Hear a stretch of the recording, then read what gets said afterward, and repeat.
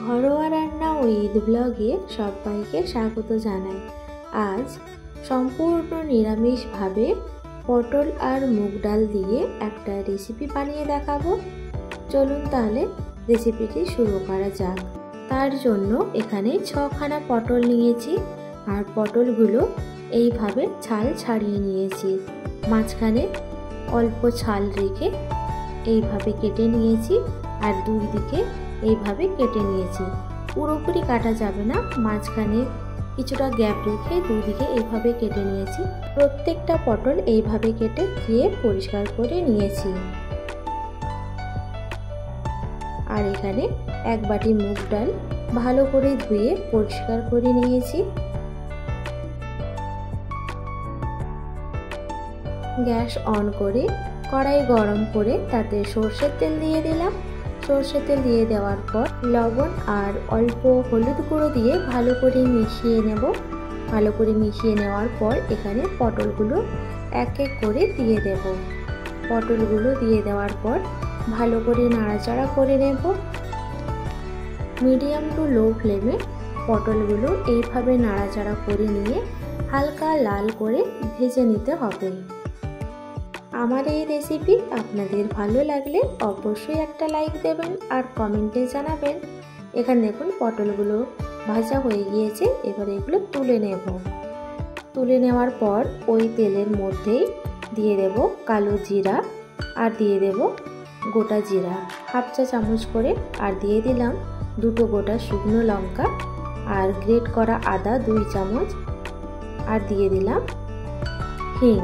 নিরামিষ রান্নার ক্ষেত্রে এই হিং দিলে রান্নার টেস্ট আরও বেড়ে যায়। কিছুক্ষণ এইভাবে নাড়াচাড়া করে নেওয়ার পর এর মধ্যে একটা টমেটো কুচি দিয়ে দিলাম আর দিয়ে দিচ্ছি স্বাদ অনুযায়ী লবণ।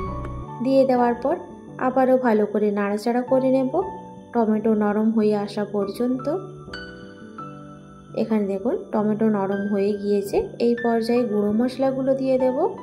হলুদ গুঁড়ো আর কাশ্মীরি লঙ্কার গুঁড়ো দিয়ে দেওয়ার পর আবারও ভালো করে নাড়াচাড়া করে নেব। কিছুক্ষণ এইভাবে নাড়াচাড়া করে নেওয়ার পর এর মধ্যে 1 বাটি মুগের ডাল যে ভালো করে ধুয়ে পরিষ্কার করে নিয়েছিলাম সেটাই এখানে দিয়ে দিলাম। দিয়ে দেওয়ার পর ভালো করে মশলার সঙ্গে মিশিয়ে নেব। কিছুক্ষণ এইভাবে মিশিয়ে নিতে হবে। কিছুক্ষণ মিশিয়ে নেওয়ার পর এর মধ্যে ভেজে রাখা পটলগুলো দিয়ে দিলাম। দিয়ে দেওয়ার পর আবারও ভালো করে নাড়াচাড়া করে নেব। নাড়াচাড়া করে নেওয়ার পর সামান্য উষ্ণ গরম জল দিয়ে কিছুক্ষণ কষিয়ে নেব। কিছুটা সময় নিয়ে এটা কষিয়ে নিতে হবে। এখানে দেখুন খুব সুন্দরভাবে কষানো হয়ে গিয়েছে। এই পর্যায়ে উষ্ণ গরম জল পরিমাণ মতো দিয়ে দেব। এই রান্নাতে উষ্ণ গরম জল দিলে খুবই ভালো হয়। দিয়ে দেওয়ার পর আবারও ভালো করে সব কিছু মিশিয়ে নেব। মিশিয়ে নেওয়ার পর ঢাকা দিয়ে রাখবো যতক্ষণ না পর্যন্ত মুগ ডাল সেদ্ধ হয়ে আসছে। মিডিয়াম টু লো ফ্লেমে এটা ঢাকা দিয়ে রেখেছিলাম প্রায় 6 থেকে 7 মিনিট। মাঝে 1-2 বার নাড়াচাড়া করে দিয়েছিলাম। ঢাকনা সরিয়ে আবারও ভালো করে নাড়াচাড়া করে নেব। এইভাবে মুগের ডাল আপনারাও খুব সহজে বানিয়ে নিতে পারবেন। এতটাই সুন্দর হয় খেতে, আপনারা না বানালে বুঝতেই পারবেন না। ভালো করে নাড়াচাড়া করে নেওয়ার পর এর মধ্যে ভাজা জিরার গুঁড়ো দিয়ে দিলাম আর দিয়ে দিচ্ছি 2 চামচ ঘি। ঘি দিয়ে দেওয়ার পর আবারও ভালো করে নাড়াচাড়া করে নেব। নিরামিষ রান্নার ক্ষেত্রে ঘি দিলে এর টেস্ট আরও বেড়ে যায়। ভালো করে মিশিয়ে নিয়ে গ্যাসের ফ্লেম অফ করে দেব। রেডি হয়ে গেল দুর্দান্ত স্বাদের সম্পূর্ণ নিরামিষভাবে মুগ ডাল দিয়ে পটলের রেসিপি।